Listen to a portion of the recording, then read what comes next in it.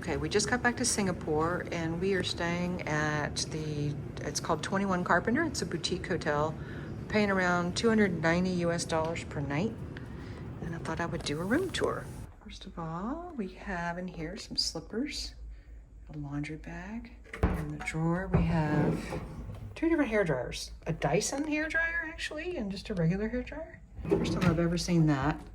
A safe, 2 robes. There's the bathroom, and I was so excited to see the Japanese toilet. Love, love, love. Bathroom's real pretty. You've got some toothbrushes, some little vanity things here. Nice shower. Got a rain shower above and a handheld. It's really nice, but excited about the Japanese toilet. All right, this is really nice. This is they have a tea kettle, complimentary water. I really like this tea. We had some at the beginning. This TWG tea is really, really good. They have little things of sugar and brown sugar for your tea. They have a little mini bar here with some snacks, brownie chips, some nuts, potato chips, some gin, a little bottle of gin.